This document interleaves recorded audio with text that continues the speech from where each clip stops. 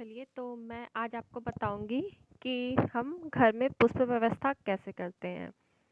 तो आज का टॉपिक है फ्लावर अरेंजमेंट, पुष्प व्यवस्था।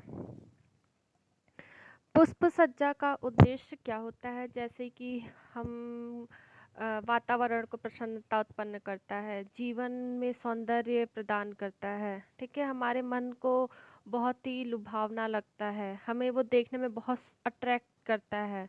तो पुष्प सज्जा के उद्देश्य बहुत होते हैं, ठीक है। पुष्प सज्जा की व्यवस्था बहुत पुराने शताब्दी से चली आ रही है। पुष्प सज्जा के क्षेत्र में जापानियों ने पूरी दुनिया को प्रभावित किया है। और पुष्प सज्जा से कई प्रकार के लाभ होते हैं। पहला होता है हमारा स्वास्थ्य व सुंदरता के दृष्टिकोण से। दूसरा होता है हमारा मनोवैज्ञानिक व नैतिकता की दृष्टि से। और लास्ट होता है हमारा सजावट के दृष्टिकोण से।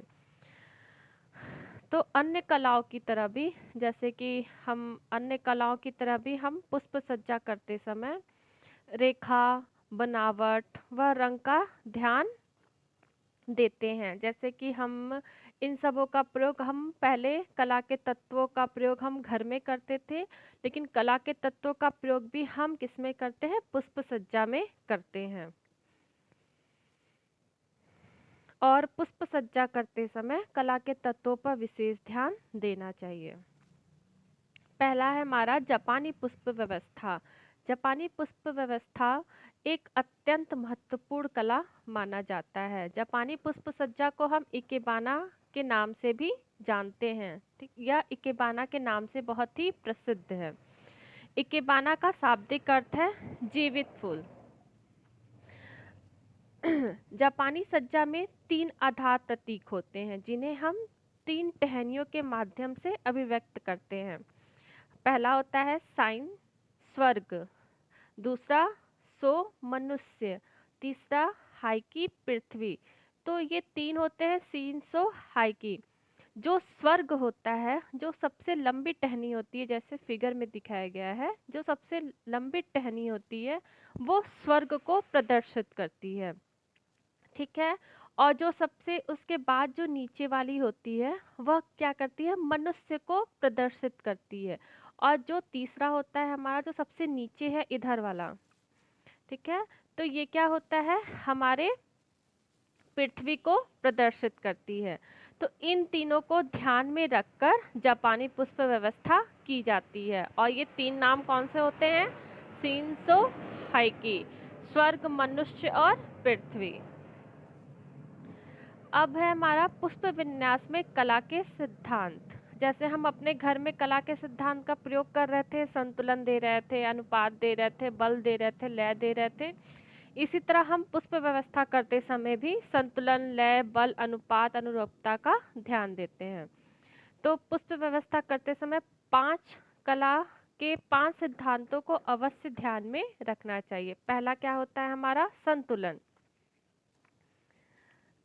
संतुलन क्या होता है कि पुष्प सज्जा में संतुलन का सबसे पहले ध्यान रखना चाहिए। जैसे कि जो लंबी टहनी के फूल को आमतौर पर इस प्रकार सजाया जाता है कि वह पात्र के मध्य के ऊपर उठा हुआ दिखाई दे, जैसे कि इस फिगर में दिखाई दे रहा है, ठीक है। जैसे कि ये त्रिभुजाकार बना हुआ है, ठीक है।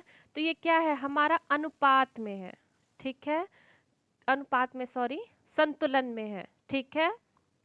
अगर यही हमारा क्या होता, हम संतुलन ऐसे भी कर सकते हैं, गोलाई बना के भी हम संतुलन पैदा कर सकते हैं, ठीक है। दूसरा है हमारा लय। लय क्या होता है?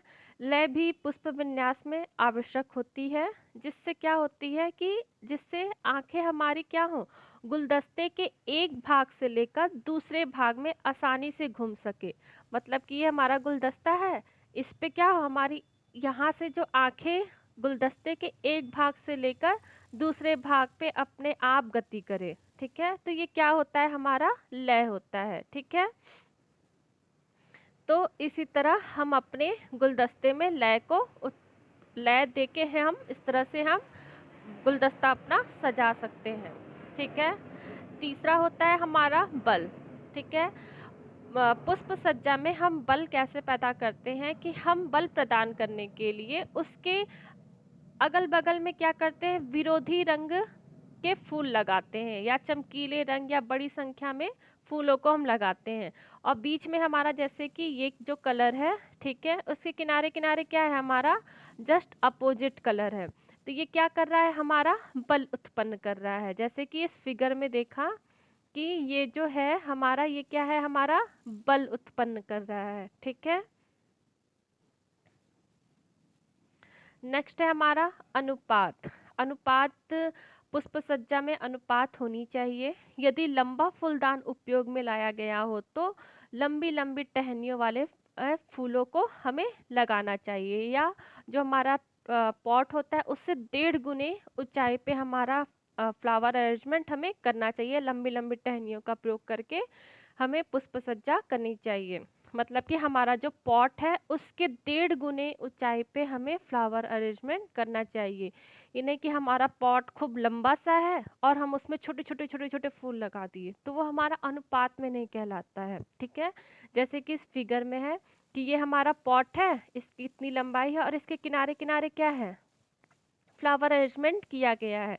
तो ये सब क्या है, ये सब हमारे अनुपात में है। ठीक है, तो पॉट का अनुपात और फ्लावर के अनुपात सेम होना चाहिए। ठीक है, तो वो देखने में हमें क्या लगती है, सुंदर लगती है।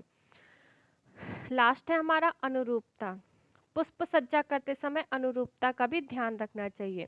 जैसे कि हमारा इसमें हो जाएगा रंग, पॉट की लंबाई, फ्लावर की लंबाई, ठीक है, इसमें रंग का भी। तो ये सब चीज क्या होती है, अनुरूपता, जिसमें हम चारों तत्वों का ध्यान दें। ठीक है, जैसे कि उसमें संतुलन भी हो, ठीक है, रंग भी हो, ठीक है, कला के तत्वों का भी ध्यान रख के हम अनुरूपता को अच्छे से करते हैं। ठीक है,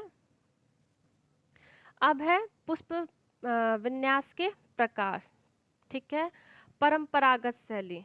ठीक है, पहले के जमाने में क्या होता था कि वो क्या करते थे, विभिन्न रंगों व आकार के पुष्प को एकत्रित कर लेते थे। ठीक है, फिर उनको क्या करते थे, गुलदस्ते का रूप देकर किसी पात्र में या किसी फूलदान में, फूलदान मतलब कि कोई पॉट हो गया, ठीक है, उसमें वो उसको क्या कर देते थे, सजा देते थे। ठीक है, तो इसमें फूलों के रंग, आकार व फूलदान के रंग आकार पर अधिक ध्यान नहीं दिया जाता था। ठीक है, तो परंपरागत शैली जो हमारे पुराने समय में हुआ करता था। ठीक है,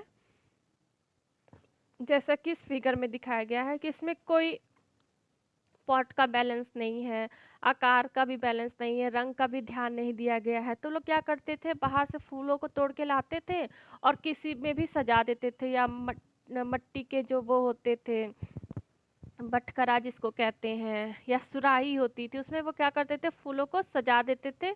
उसमें वो रंग आकार का ध्यान नहीं देते थे। दूसरा होता है हमारा विदेशी शैली। विदेशी शैली में सबसे ज़्यादा ध्यान दिया जाता है जापानी पुष्प व्यवस्था में। जापानी ढंग से इस प्रकार के पुष्प सज्जा से हम पुष्प विदेशी शैली में क्या किया जाता है, फूलों को सजाया जाता है और किसको प्रदर्शित किया जाता है, भगवान को, या स्वर्ग, स्वर्ग को प्रदर्शित दिखाता है, मनुष्य को प्रदर्शित करता है और फिर पृथ्वी को प्रदर्शित करता है। तो विदेशी शैली में हमारा जापानी पुष्प व्यवस्था को लिया जाता है। अब हमारा है आधुनिक शैली, मॉडर्न स्टाइल। आधुनिक पुष्प व्यवस्था में परंपरागत व पूर्व देशी शैली का मिश्रित रूप होती है। इस शैली में क्या होता है कि पुष्पों को गुलदस्ते के रूप में बांधकर नहीं सजाया जाता है, बल्कि उनको क्या कहता है, फूलदान, चपटे पात्र में पिन होल्डर की सहायता से इसको सजाया जाता है। ठीक है, जैसा कि आपने इस फिगर में देख रहा होगा कि पिन होल्डर की सहायता से क्या किया जाता है, पुष्पों को सजाया जाता है। किसके द्वारा, परंपरागत शैली को मिला के और विदेशी शैली को मिला के हम पुष्प व्यवस्था करते हैं। तो हम गृह सज्जा करने के लिए हम किसी भी शैली का प्रयोग कर सकते हैं। ठीक है, या विभिन्न कमरों में विभिन्न शैलियों से पुष्प व्यवस्था की जा सकती है। ठीक है, थैंक यू।